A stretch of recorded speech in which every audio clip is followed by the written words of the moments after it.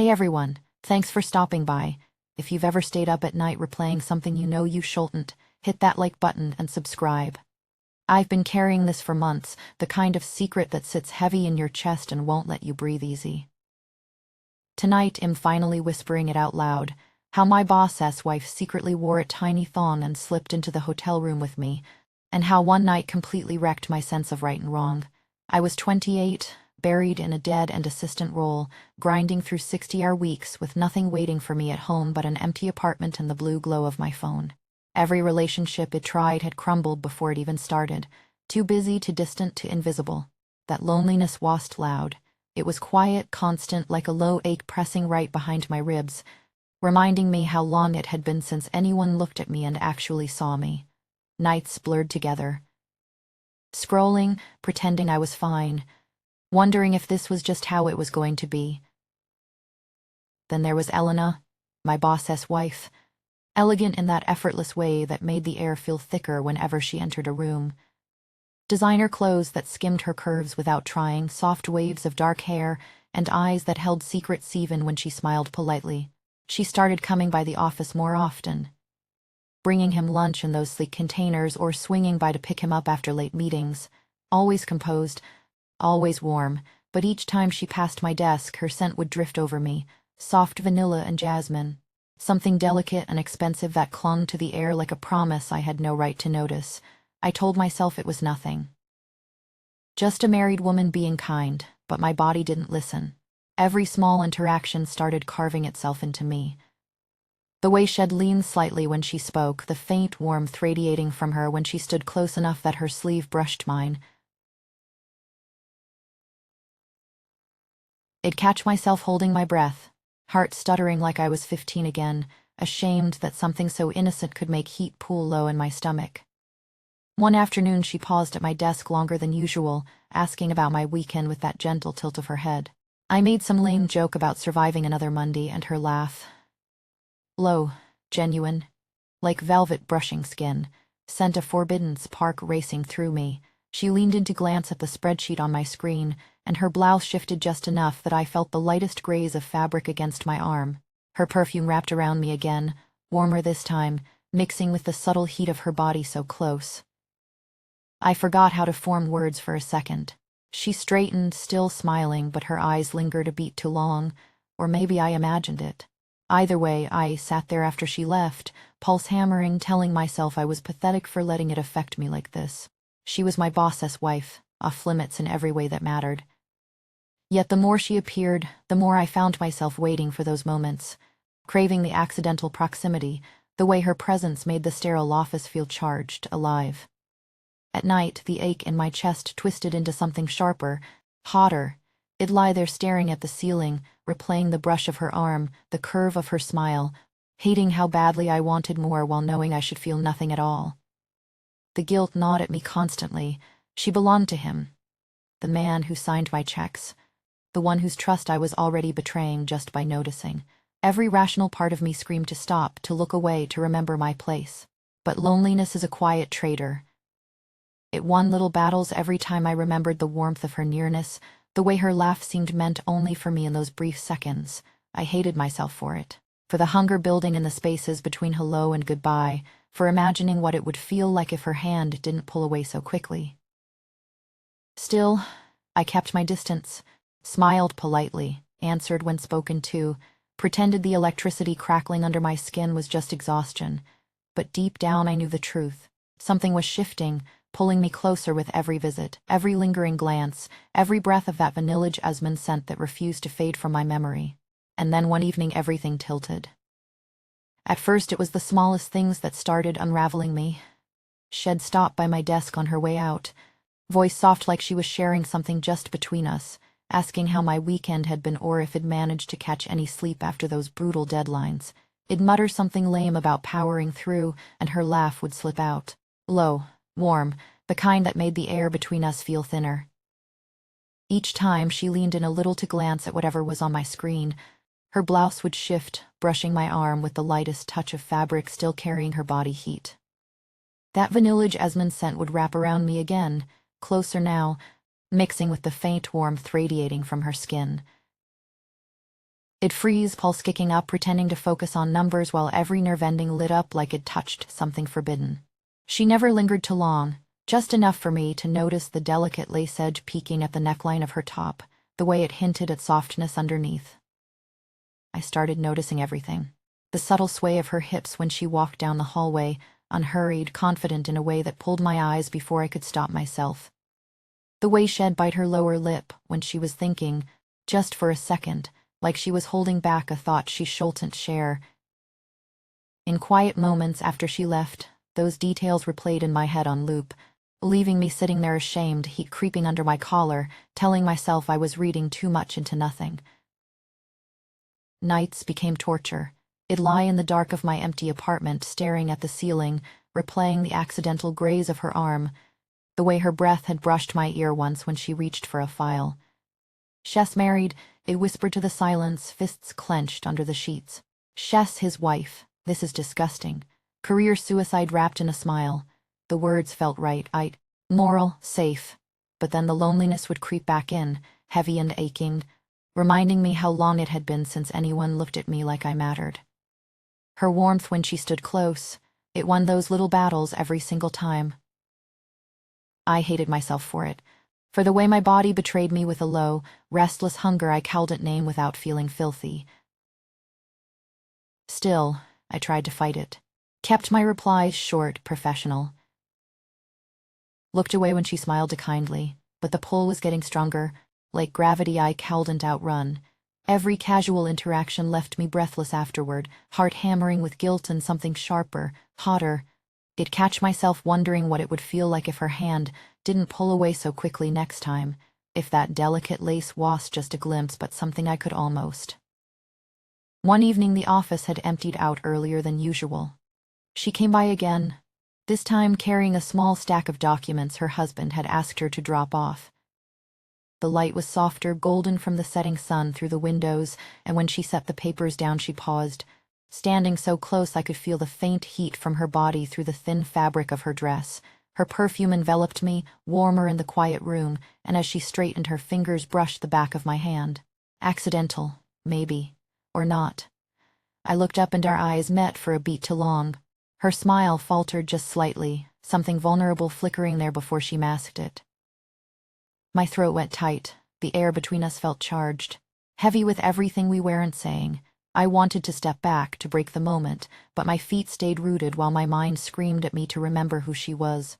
She was my boss's wife, off limits in every way that could destroy me. Yet lying awake later that night, the memory of her closeness wrapped around me like smoke, the almost touch still burning on my skin. The internal war raged harder. "Stop this now," one part of me begged, while the other whispered that her smile had felt like it was meant only for me. The ache deepened, pulling me under, and I knew, deep down, that something inside me was already surrendering, inch by dangerous inch. One evening my boss called me in a rush.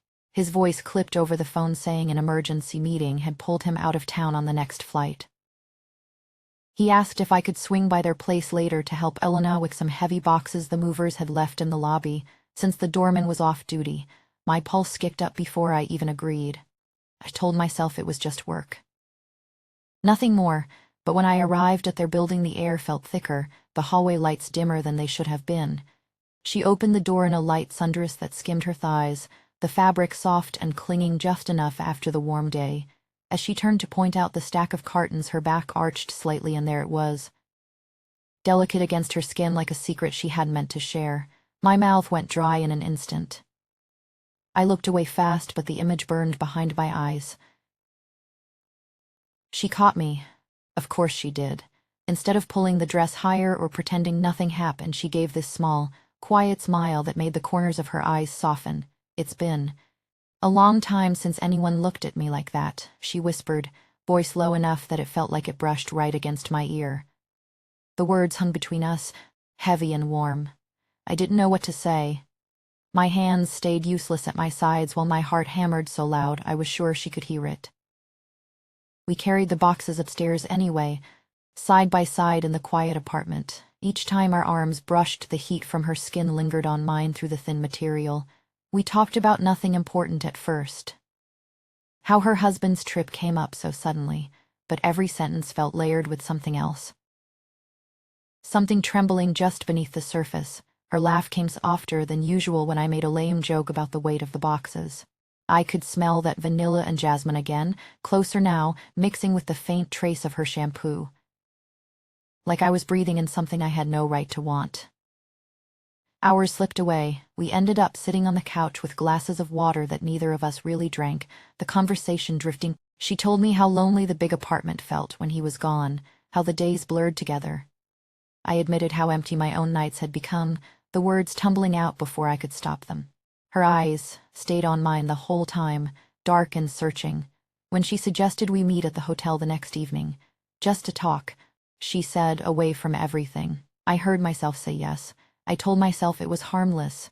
Two people who needed to feel seen for once, but deep down the light tasted like ash because I already knew exactly where the pull was taking us. The next night, the hotel room felt too small the moment she stepped inside. She slipped out of her coat slowly, revealing a sheer slip underneath and the same tiny black thong, the lace so delicate it looked like it might dissolve under the lightest touch. I reached out without thinking, fingertips tracing the edge where fabric met skin. The texture sent a shiver through both of us. She let out this soft, unsteady breath that made my own lungs forget how to work. Her scent filled the dim space, warm and sweet, wrapping around me until everything else faded.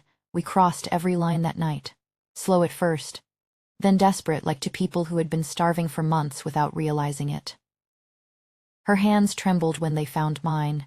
My name left her lips in a way that felt like surrender and hunger all at once. The warmth of her body pressed close, the way she melted against me. It was more than I had ever let myself imagine. Guilt tried to claw its way in, but the craving drowned it out, wave after wave, until there was only the two of us and the quiet storm we had started.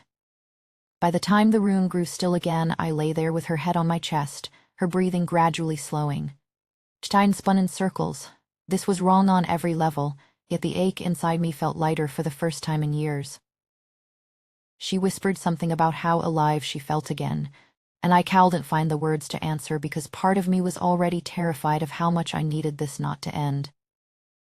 But as her fingers traced lazy circles on my arm in the dark, a new fear crept in. What if this one night had already changed everything in ways we couldn't take back? For the next few weeks, we met in that same hotel whenever husband's schedule took him out of the city.